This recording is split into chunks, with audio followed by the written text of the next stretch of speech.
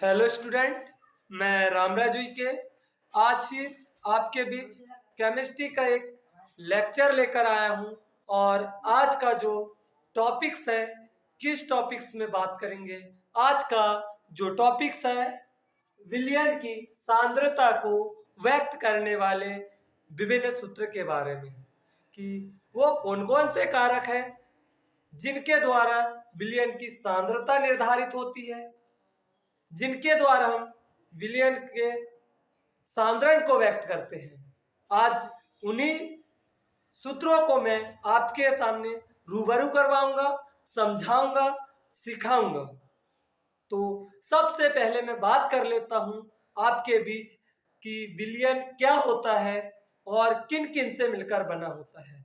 तो ध्यान देना गैस यहाँ पर कि विलयन जो होता है, विलयन यानी कि सॉल्यूशन, ठीक है क्या, सॉल्यूशन।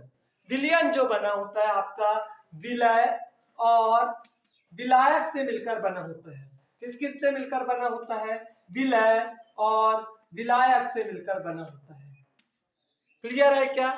किस किस से मिलकर बना होता है? विलय और विलायक से। विलय पदार्थ और विलायक पदार्थ से। विलय सॉल्यूट और सॉल्वेंट से मिलकर आपका सॉल्यूशन का फॉर्मेशन होता है। किसका? सॉल्यूशन का फॉर्मेशन होता है। यानी कि एक सॉल्यूट सब्सटेंट होगा और दूसरा सॉल्वेंट सब्सटेंट होगा, और ये दोनों मिलकर सॉल्यूशन का फॉर्मेशन करेंगे। तो ध्यान देना विलयन की परिभाषा, दो पदार्थों के समांगी मिश्रण को, क्या बोला मैंने? दो पदार्थ, आपका एक पदार्थ विलय पदार्थ हो गया और दूसरा पदार्थ आपका विलायक पदार्थ हो गया। तो दो पदार्थों के समांगी मिश्रण को विलयन कहते हैं। क्लियर है क्या मेरी बात इतनी? क्या दो पदार्थों के समांगी मिश्रण को विलयन कहते हैं। तो अब यहां पर एक शब्द आया है, कौन सा? विलय, सॉरी समांगी। तो समांगी का मतलब क्या होता है ये ध्यान देना। समांगी को इंग्लिश में बोलते हैं होमोजिनस। क्या? होमोजिनस। होमोजिनस मतलब या समांगी मतलब ऐसे पदार्थ यानी कि दोनों अवयव एक दूसरे में मिश्रित हो जाना चाहिए। क्लियर है? यानी कि सॉल्यूट सॉल्वेंट को एक्सेप्ट कर लेना चाहिए और सॉल्वेंट सॉल्यूट को एक्सेप्ट कर लेना चाहिए। आपको पता है यार कि शादी भी, ठीक है ना, शादी कब होती है? जब लड़का लड़की को एक्सेप्ट कर लेता है और लड़की लड़का को एक्सेप्ट कर लेता है। ऐसे यहाँ पे अपन किसकी बात कर रहे हैं? विलयन की बात कर रहे हैं। किसकी बात कर रहे हैं? विलयन की। तो ध्यान देना, मैंने यहाँ पे शरबत बनाता हूं मैं, क्या? शरबत या चाशनी बनाते हैं। तो ये किस किस से मिलकर बना होगा? नॉर्मल नॉर्मल जो सामान्य रूप से अपन, क्या? शक्कर धन पानी से मिलकर क्या बना होगा? आपका शरबत बना हुआ होगा, ठीक है ना। तो शक्कर पानी में घुल जाएगा और पानी शक्कर को घुल लेगा। तो दोनों अवयव ने, दोनों पदार्थ ने एक दूसरे को एक्सेप्ट कर लिए। यानी कि शक्कर ने पानी को एक्सेप्ट कर लिया और पानी ने शक्कर को एक्सेप्ट कर लिया। ऐसे पदार्थों को समांगी मिश्रण कहते हैं। दो पदार्थों के समांगी मिश्रण को क्या बोलते हैं? विलयन कहते हैं। क्लियर है मेरी बात इतनी? चलो, एक और होता है विषमांगी, यानी कि दोनों अवयव एक दूसरे में नहीं मिलेंगे। यानी कि मैंने क्या लिया यहाँ पर? रेत और पानी, ठीक है ना। तो रेत पानी में नहीं घुलेगा और पानी रेत को नहीं घुलेगा। ऐसे मिश्रण को क्या बोलते हैं? विषमांगी मिश्रण कहते हैं। तो एक बार और ध्यान दो, दो पदार्थों के समांगी मिश्रण को यानी कि विलय और विलायक के मिश्रण को क्या बोलते हैं? विलयन कहते हैं। तो अब बात आती है थोड़ी सी यहाँ पे कि विलय पदार्थ क्या होते हैं और विलायक पदार्थ क्या होते हैं, यानी कि सॉल्यूट सब्सटेंस क्या होते हैं और सॉल्वेंट सब्सटेंस क्या होते हैं। तो ध्यान देना, विलयन में जिस पदार्थ की मात्रा, यानी कि जिसकी मात्रा यार कम होगी, क्या बोला मैंने? जिसकी मात्रा कम होगी विलयन में, उसे विलय पदार्थ कहते हैं। क्या बोलते हैं? विलय पदार्थ। और जिसकी मात्रा विलयन में अधिक होगी उसे क्या कहते हैं? विलायक पदार्थ कहते हैं। क्लियर है क्या? विलयन में जिस पदार्थ की मात्रा कम होगी उसे विलय पदार्थ कहते हैं, और विलयन में जिस पदार्थ की मात्रा अधिक होगी उसे विलायक पदार्थ कहते हैं। शायद क्लियर हो गया होगा आपको। ध्यान देना कि जैसे हम सपोज दैट इसी की बात कर लेते हैं, शरबत की बात कर लेते हैं, सीधा सा शक्कर पानी की बात कर लेते हैं, ठीक है ना। तो शक्कर पानी यानी कि शरबत में, अब ये क्या सर उसमें तो नींबू मिलाया नहीं है, रस में मिलाया नहीं, अरे हम ऐसे ही वाला शरबत पी लेते हैं, ठीक है ना। हम पढ़ने वाले बच्चे हैं, हमको तो समझना है, चीजों को सीखना है। तो ध्यान देना, जैसे शरबत में आपका पानी और क्या होगा, शक्कर होगा, ठीक है ना। क्या होगा, पानी और शक्कर। तो यानी कि जो आपके इसमें कम मात्रा में क्या होगा, शक्कर होगा, ठीक है ना। कम मात्रा में क्या होगा, शक्कर होगा। तो इस केस में यानी कि इस केस में यहाँ पे शक्कर क्या कहलाएगा, विलय कहलाएगा, और पानी क्या कहलाएगा, विलायक कहलाएगा। क्लियर हो गई होगी मेरी बात इतनी, ठीक है ना। आगे ध्यान देना यहीं पर कि मैं चाशनी बना रहा हूं, जलेबी की चाशनी या गुलाब जामुन की चाशनी। शायद आपको तो सुनकर ही मेरी बात को पानी आ गया होगा, ठीक है ना, मुंह में पानी आ गया होगा, ठीक है। ध्यान देना, ऐसी कोई बात नहीं है। और केमिस्ट्री को यार कभी टेंशन में मत पढ़ा करो, बहुत इजी केमिस्ट्री है, बहुत इजी, तब तो दुनिया में इतनी ज्यादा पढ़ी जा रही है, ठीक है। तो ध्यान देना, चाशनी बना रहा हूं मैंने, सपोज दैट यहाँ पे भी क्या लिया, पानी और शक्कर लिया हूं। क्या लिया हूं, पानी प्लस शक्कर। इधर नहीं ध्यान दिख रहा है तो यहाँ ध्यान देना, पानी और शक्कर लिया हूं। क्या लिया हूं, पानी और शक्कर। ध्यान देना, पानी जो विलयन में, सॉरी जो चाशनी में पानी कम रहता है बेटा, और शक्कर क्या होता है, अधिक रहता है। तो इस केस में शक्कर क्या कहलाएगा, यहाँ पे विलायक कहलाएगा। चाशनी वाली केस में क्या कहलाएगा, विलायक कहलाएगा, और पानी क्या कहलाएगा, आपका विलय कहलाएगा। आप ऐसा नहीं करते कि 1 लीटर पानी में आप 1 केजी शक्कर डाल दोगे, ठीक है ना। ध्यान देना, आप 1 लीटर पानी में समथिंग 2.5 से 3 किलो शक्कर डाल देते हैं, यानी कि शक्कर की कंसंट्रेशन, सॉरी शक्कर की क्वांटिटी ज्यादा है, तो वो क्या कहलाएगा, विलायक कहलाएगा। और पानी की क्वांटिटी कम है, पानी की मात्रा कम है, तो वो क्या कहलाएगा, विलय कहलाएगा, चाशनी वाली केस में। तो एक बार और सुन लो कि दो पदार्थों के समांगी मिश्रण को क्या बोलते हैं, विलयन कहते हैं।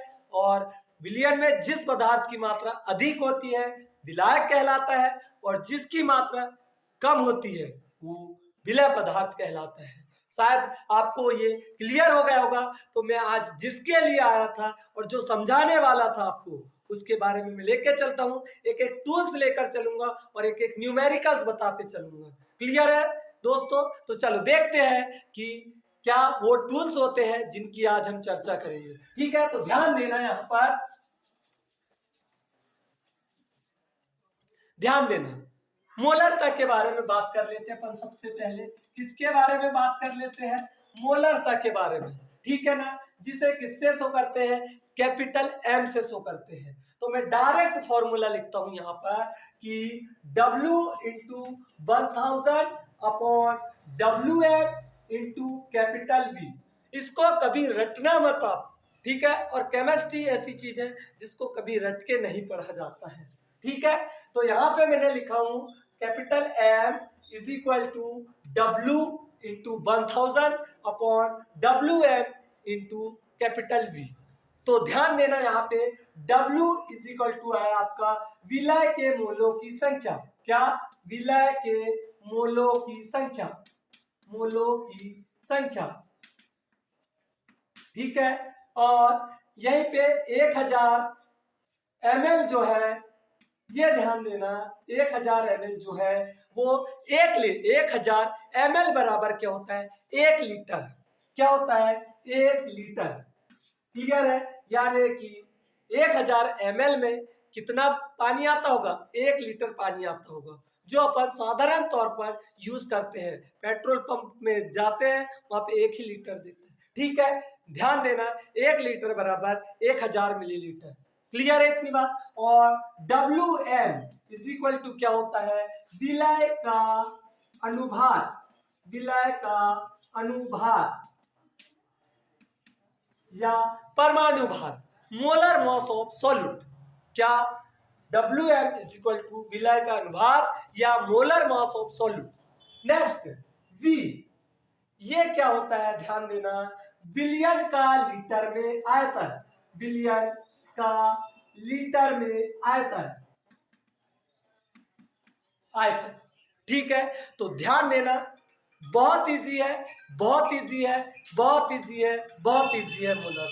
यहां से ध्यान देना, 1000 क्या है, मिलीलीटर है, यानी कि 1000 मिलीलीटर बराबर क्या होता है, 1 लीटर होता है। तो विलियन के, कोई विलियन है जो आपके समक्ष दिया हुआ है, तो 1 लीटर विलियन के आयतन में, देखो वी को क्या बोले अपन, विलियन का लीटर में आयतन, तो 1 लीटर विलियन के आयतन में उपस्थित विलय के मोलों की संख्या, W बराबर क्या है, विलय के मोलों की संख्या, Wm बराबर क्या है आपका, विलय का अनुभार, और कैपिटल V बराबर क्या है, विलियन का लीटर में आयतन, क्या, विलियन का लीटर में आयतन। तो ध्यान देना कि 1 लीटर विलियन के आयतन में उपस्थित विलय के मोलों की संख्या, क्या, विलय के मोलों की संख्या को क्या कहते हैं, मोलारता कहते हैं।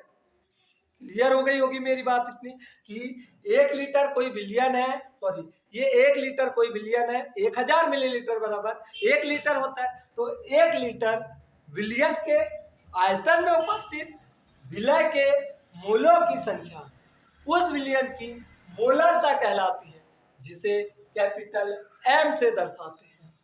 तो शायद आपको क्लियर हो गया होगा कि कोई विलियन है जिसका जो 1 लीटर है, तो 1 लीटर विलियन के आयतन में उपस्थित विलय के मोलों की संख्या को क्या कहते हैं, मोलरता कहते हैं। सर यहाँ पर Wm का यूज नहीं हुआ बेटा, इसको क्या करते हैं, जब न्यूमेरिकल सॉल्व करते हैं, संख्यात्मक क्वेश्चन सॉल्व करते हैं, तब इसका यूज किया जाता है। तो ध्यान देना यहाँ पर Wm, तो मैं क्वेश्चन लिख देता हूं सीधा सा कि 5.85 ग्राम, 5.85 ग्राम NaCl है आपका, ठीक है। और ये ही जो 5.85 ग्राम, 5.85 ग्राम NaCl 200 मिलीलीटर जल में घुला हुआ है, 200 मिलीलीटर विलियन में घुला हुआ है, विलियन में डिसॉल्व है, घुला हुआ है। विलियन की मोलरता ज्ञात कीजिए, विलियन की मोलरता ज्ञात कीजिए, यानी कैपिटल M को ज्ञात करना है, कीजिए। क्लियर है कितना, आपके सामने क्वेश्चन में लिख दिया हूं मैंने कि 5.85 ग्राम NaCl 200 मिलीलीटर विलियन में घुला हुआ है, विलियन की मोलरता ज्ञात कीजिए, कैपिटल M को फाइंड करना है। बहुत इजी है बेटा, यहाँ पर जो W की वैल्यू, ध्यान देना, मैं थोड़ा सा इसको इरेज कर देता हूँ या यहाँ पे लिख देता हूँ, यहाँ पे दिख रहा है आपको, इधर ध्यान देना यहाँ पे। तो जो W की वैल्यू, स्मॉल w की वैल्यू दी हुई है आपको 5.85 ग्राम, कितनी दी हुई है, 5.85 ग्राम दी हुई है। क्लियर है कितनी।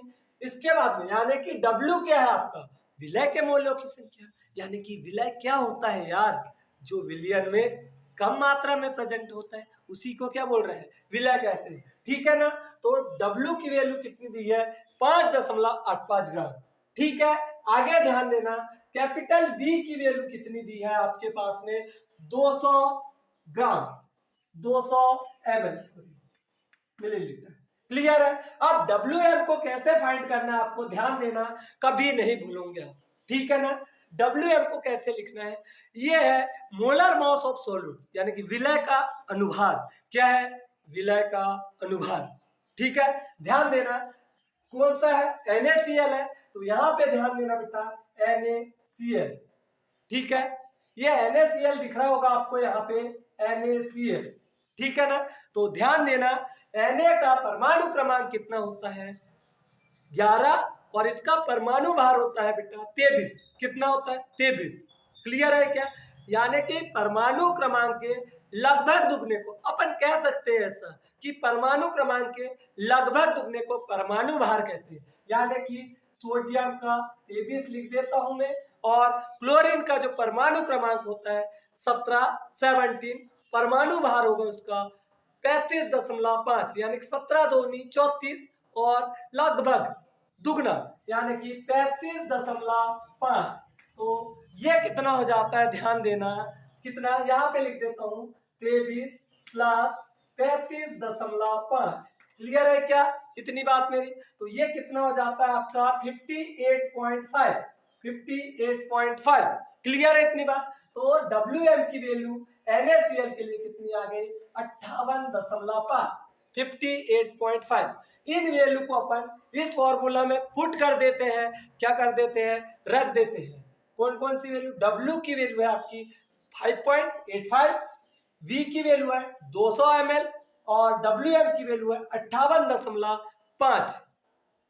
क्लियर है? Molar mass of NaCl। Clear है? तो चलो इन वैल्यू को अपन यहीं पे रख देते हैं, ये जगह खाली है यहाँ पे। और ध्यान देना, मेरा वादा है कि इस वीडियो को देखने के बाद कभी मोलरता नहीं भूलोगे आप, ठीक है? तो चलो ध्यान देना, W की वैल्यू आपके पास 5.85 इंटू फॉर्मूला में आपका 1000 अपॉन क्या बेटा ध्यान देना, यहाँ पे WM की वैल्यू आई आपकी 58.5 इंटू आपकी कैपिटल V की वैल्यू कितनी है 200। अब चलो बायो वाले स्टूडेंट को प्रॉब्लम होती है कैलकुलेशन करने में, मैं उनके लिए बहुत इजी कर देता हूँ। ध्यान देना, इधर दो यानी कि 2 अंक के बाद में दशमलव है तो मैं 2 जीरो लगा देता हूँ और यहाँ पे 1 अंक के बाद दशमलव 1 जीरो लगा दिया मैंने। क्लियर है मेरी बात इतनी? तो चलो ये दशमलव भी क्लियर हो गया और ये 585 से 585 से 585 डिवाइड हो गए। अब बचा के इधर ये 1 2 3 4 यानी कि 4 जीरो से मैंने 4 जीरो को कैंसिल कर दिया। तो आपके पास में क्या जाता है बेटा, यानी कि ये क्या चल रहा है आपका कैपिटल M निकल रहा है, तो capital M is equal to बच जाता है आपके पास में 1/2 यानी कि 1/2 बच गए आपके पास में। तो चलो अब ये तो डिवाइड नहीं होगा, तो मैंने क्या काम किया यहाँ पे 1/2, ठीक है ना, पॉइंट लगाया और पॉइंट का यहाँ पे 0 रख दिया। क्लियर है क्या दोस्तों? ठीक है ना? तो क्या हो जाएगा 2 1 कम 2 और 2 5 6 10 यानी कि 0.5 जो है वो क्या आई है आपकी मोलरता आई है। यानी कि इसका आंसर क्या होगा, मोलरता बराबर 0.5 मोल पर लीटर। यानी कि मोलरता की इकाई क्या होती है मोल पर लीटर। ये लिख दिया मैंने यहाँ पे। ध्यान देना, क्या capital M is equal to 1/2 divide नहीं होगा तो मैंने क्या रख दिया 0, पॉइंट रखा, पॉइंट का 0, तो 2 1 कम 2 2 5 6 10 2 5 10। तो कितना आ गई इसकी मोलरिटी आपकी इस विलियन की मोलरता बराबर आ गई है 0.5। क्लियर है कितनी बात? शायद आपको क्लियर हुआ होगा। नेक्स्ट टूल्स देखते हैं अपन बेटा, मोलर मोलरता क्या देखते हैं, स्क्रीनशॉट ले लो इसका ये दिल्ली। चलो आगे चलते हैं। नेक्स्ट जो टूल्स है क्या आपका मोलरता मोलरिटी सॉरी मोलरिटी मोलरता मोलरिटी, ठीक है ना? ध्यान देना, बहुत इजी है, बहुत इजी है। ध्यान देना, मैं यहां पे लिख रहा हूं capital small m is equal to 1000 upon W into 1000 upon WM into capital V। तो यहाँ क्या क्या है वो ध्यान देना। सबसे पहले W इज इक्वल टू है यहाँ पर, ध्यान देना, विलय के मोलों की संख्या, विलय के मोलों की संख्या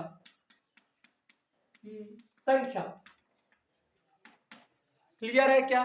क्या W इज इक्वल टू विलय के मोलों की संख्या और WM इज इक्वल टू है विलय का अनुभार, विलय का अनुभार यानी कि मोलर मास ऑफ सॉल्यूट।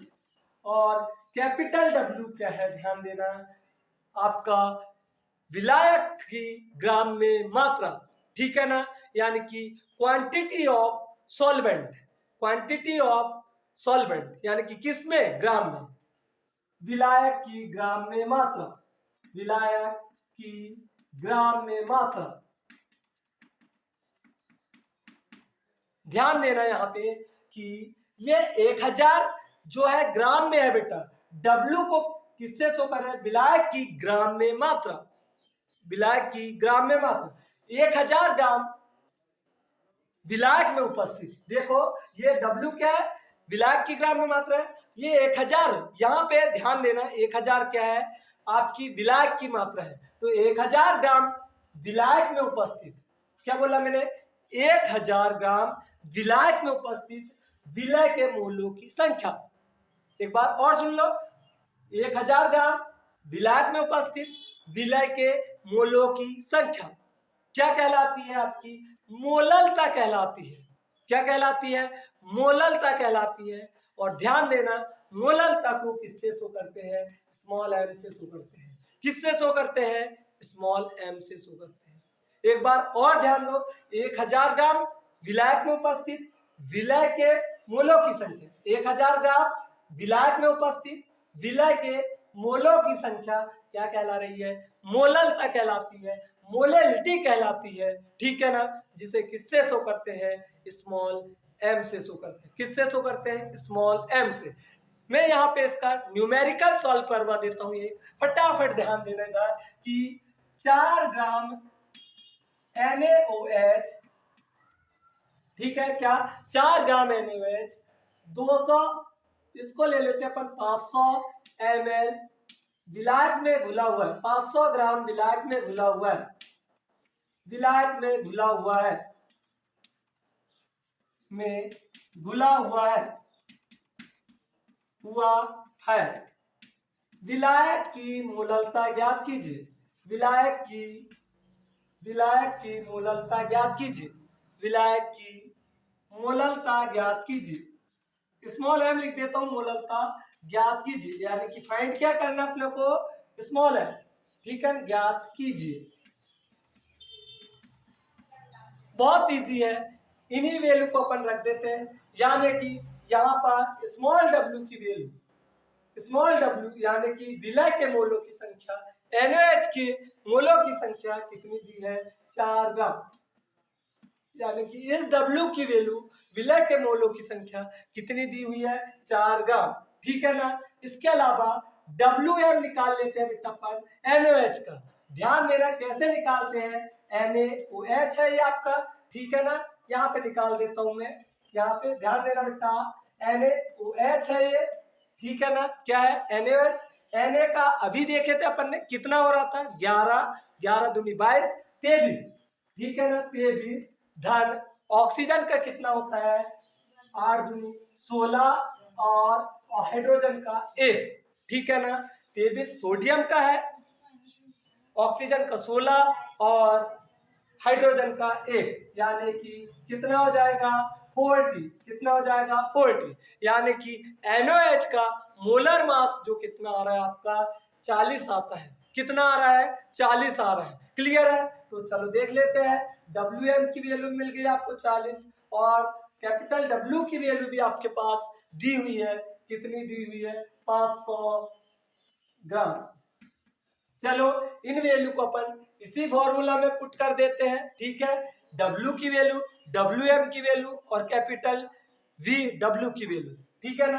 तो यहां ध्यान देना, W ये क्या है आपका, स्मॉल w विलय के मोलों की संख्या, W है विलय का अनुभाग और W कैपिटल W आपका विलायक की ग्राम में मात्रा। चलो इनको पुट कर देते हैं, यहाँ पे ध्यान देना, क्या, 4 इंटू 1000 अपॉन 40, Wm की वैल्यू 40 है, ठीक है, इंटू 500। क्लियर है क्या मेरी बात, ठीक है ना। ये 2 जीरो से 2 जीरो काट दो, 5 एक कम 5, 5 दूनी 10, ठीक है बेटा। और देखो यहाँ पे 4 दूनी 8, यानी कि क्या, 4 का गुना 2 में करेंगे तो 8, 4 दूनी 8 यानी कि 8 हो गए पर, और 8 पंचे 40, यानी कि आपको स्मॉल m की वैल्यू क्या प्राप्त हो रही है, 1/5, ठीक है। देखो 4 दूनी 8 और 8 पंचे 40, तो आपको स्मॉल m की वैल्यू क्या प्राप्त हो गई है, 1/5।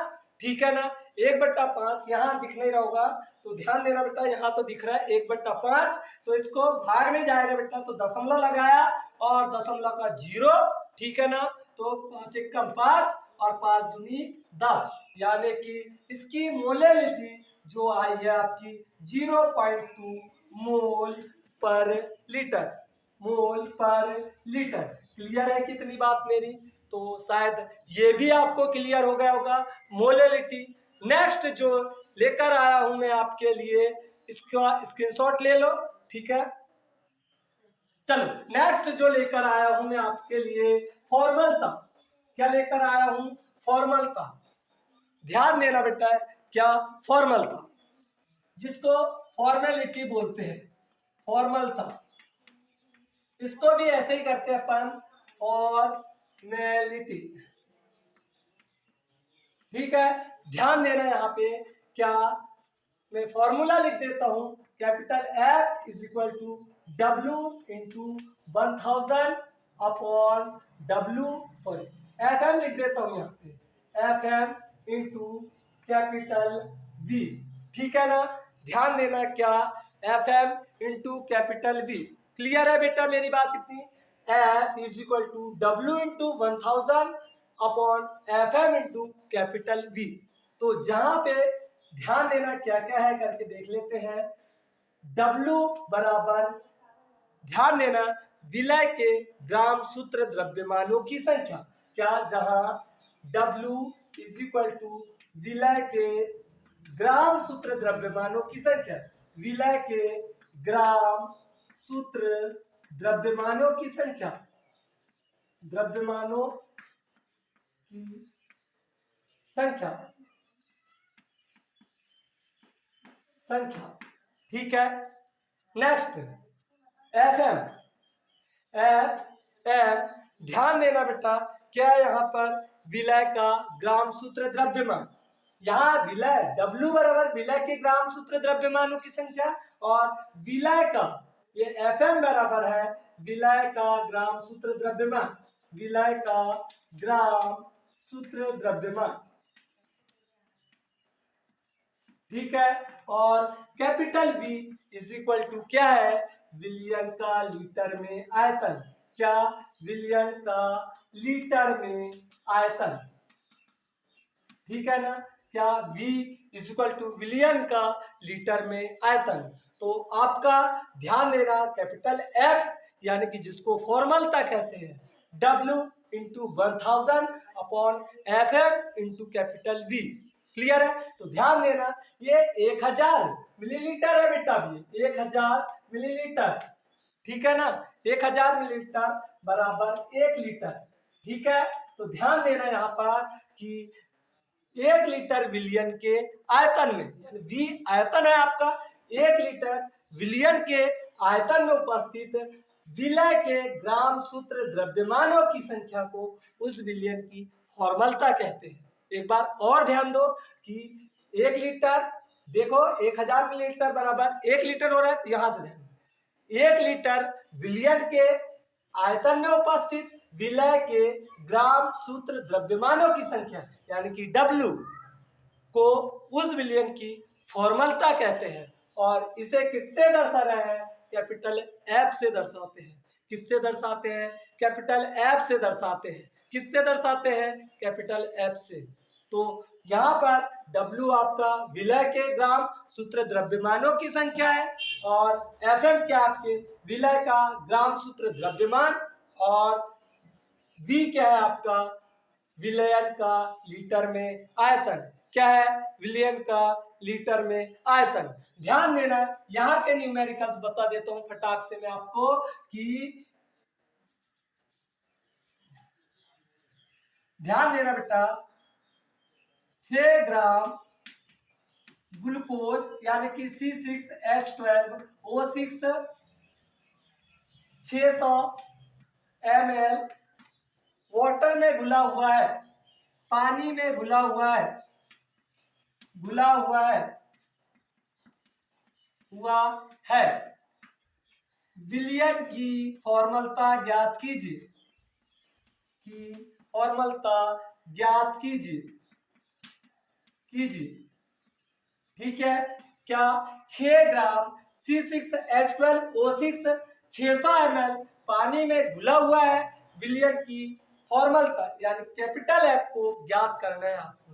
तो शायद आपको ये क्वेश्चन समझ में आ गया होगा कि क्या ज्ञात करना है, यहाँ पे C6H12O6 की फॉर्मलता ज्ञात करना है। तो मैं यहाँ पर लिख देता हूँ W यानी कि विलय के ग्राम सूत्र द्रव्यमान की संख्या कितनी दी हुई है आपको, 6 ग्राम दी हुई है। ठीक है बेटा, और आपको इधर Fm की वैल्यू आपको फाइंड करना पड़ेगा, यानी कि Fm क्या आपका विलय का ग्राम सूत्र द्रव्यमान क्या है, विलय का ग्राम सूत्र द्रव्यमान। तो मैं यहाँ पे निकाल के बता देता हूँ आपको C6H12O6। क्लियर है क्या ये? तो कार्बन का परमाणु क्रमांक कितना होता है यार, ग्लूकोज कहाँ, अरे एनर्जी रखो, एनर्जी ग्लूकोज खा खा के पढ़ो, रात रात भर पढ़ोगे, बहुत कंपटीशन है, रफ एंड टफ कंपटीशन है, ठीक है ना। तो ध्यान देना बच्चों कि कार्बन का परमाणु क्रमांक 6 होता है और कार्बन का परमाणु भार 12 होता है, यानी कि इसका दुगना। कितने हैं परमाणु, यहाँ पे 6 परमाणु है। तो ध्यान देना कितना आपका कार्बन का परमाणु क्रमांक 6, परमाणु भार कितना हो जाएगा इसका 12 और 12 × 72।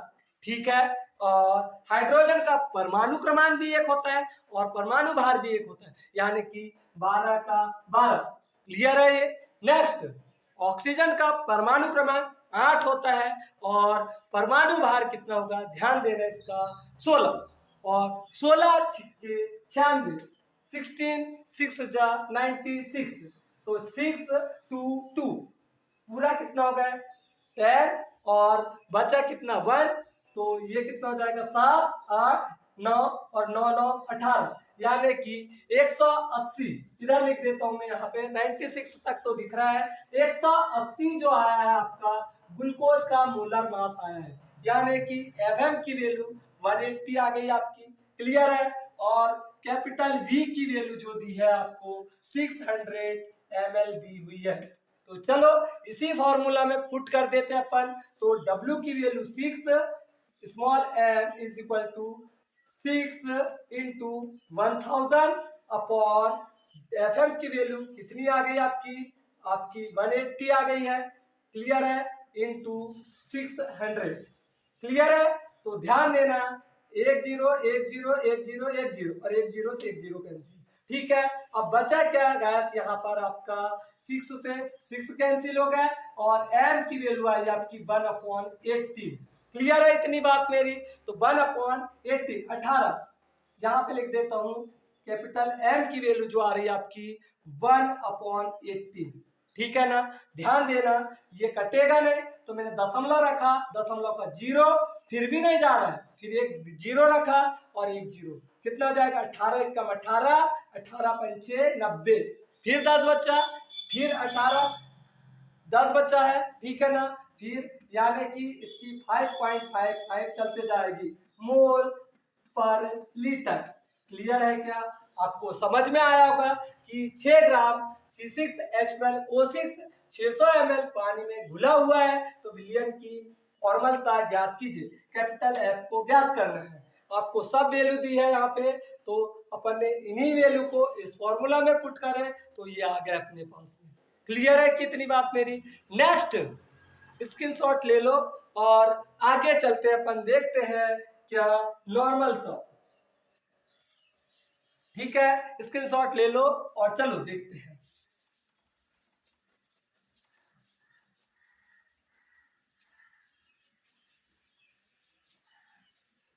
ध्यान देना क्या नॉर्मल था, जिसको नॉर्मेलिटी बोलते हैं, नॉर्मल था, नॉर्मेलिटी, जिसको शो करते हैं क्या कैपिटल N से। यहां ध्यान देना student, W into 1000 upon NM into capital V। Clear है क्या? ध्यान देना, यहां पे लिख देता हूं मैं W इज इक्वल टू विलय के ग्राम तुल्यांकों की संख्या। विलय के ग्राम तुल्यांकों की संख्या, तुल्यांकों की संख्या,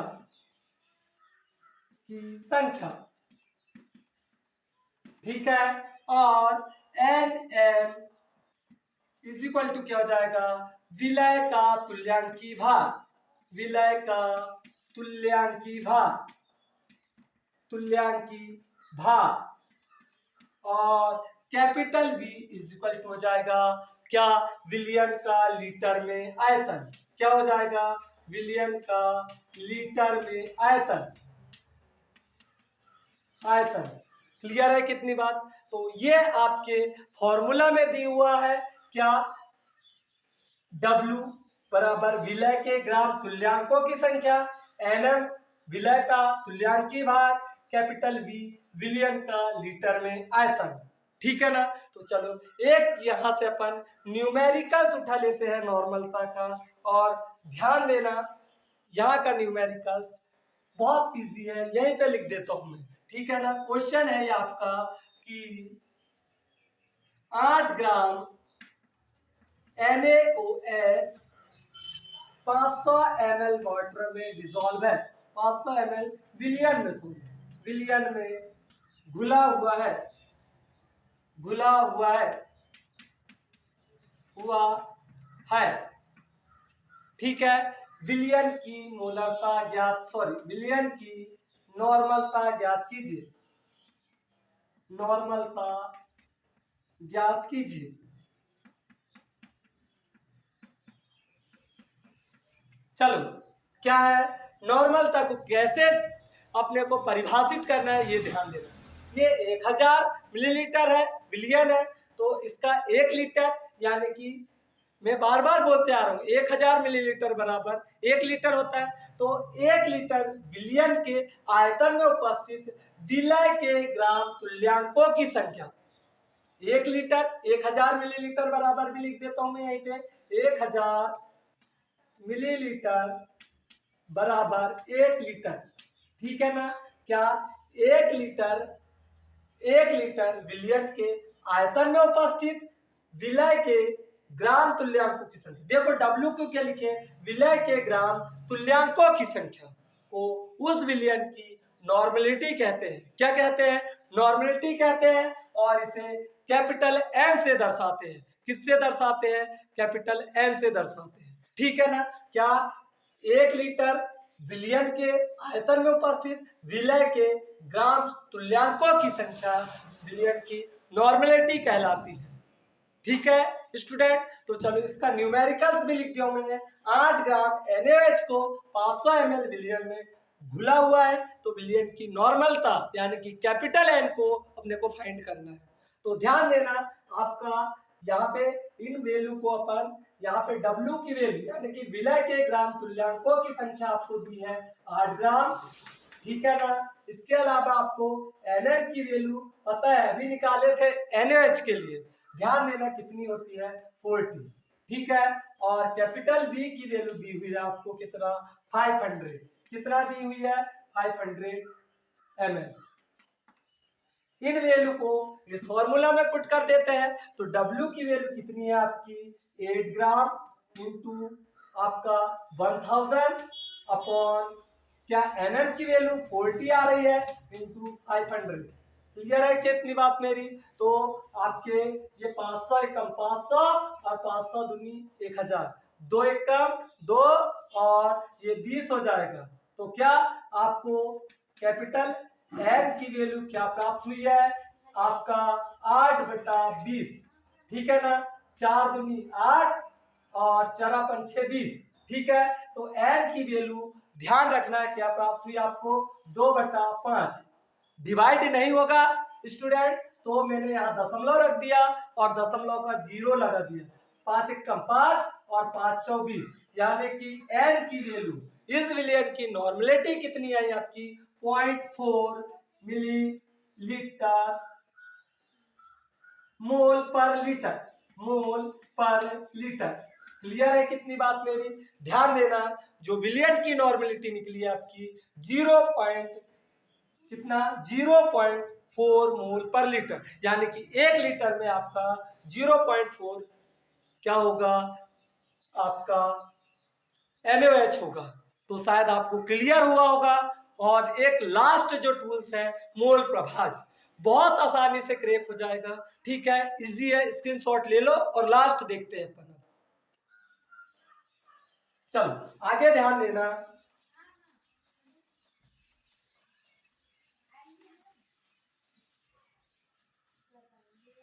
ध्यान देना, क्या मोल प्रभाज, जिसको ही बोलते हैं मोल अंश। क्या बोलते हैं, मोल अंश, मोल अंश, जिसको इंग्लिश में बोलते हैं मोल फ्रैक्शन, ठीक है। ध्यान देना, मोल प्रभाज, मोल अंश, मोल फ्रैक्शन एक ही होता है। तो मैं यहाँ पे थोड़ा सा समझाने के लिए लिख देता हूं कि विलयन जो बना होता है आपका, विलयन किस किस से मिलकर बना होता है, विलय और, सॉरी इधर से लिख देते हैं, विलय धन विलायक से मिलकर आपका क्या बना होता है, विलयन बना होता है, ठीक है ना। विलय धन विलायक से मिलकर क्या बना होता है, आपका विलयन बना होता है, ठीक है ना, क्लियर है। विलय धन विलायक से मिलकर आपका विलयन बना होता है, क्लियर है इतनी बात क्या मेरी। तो विलय की मात्रा आपकी ध्यान देना कितनी है, N1 है, कितनी है, सॉरी विलय के अणुओं की संख्या, यहां पे लिख देता हूं बेटा मैं, विलय के अणुओं की संख्या, विलय के अणुओं की संख्या कितनी है, अणुओं की संख्या N1 है, ठीक है ना। ऐसे विलायक के अणुओं की संख्या, विलायक के अणुओं की संख्या, अणुओं की संख्या कितनी है, N2 है, ठीक है। और आप यार N1 और N2 को मिलाओगे तो क्या बन जाएगा, आपका विलयन बन जाएगा। तो सीधी सी बात है, N1 और N2 यानी कि विलयन के मोलों की संख्या, क्या विलयन के मोलों की संख्या क्या हो जाएगी, विलयन के मोलों की संख्या, मोलों की संख्या क्या हो जाएगी आपकी, N1 प्लस N2। क्लियर है कितनी बात मेरी, ठीक है ना।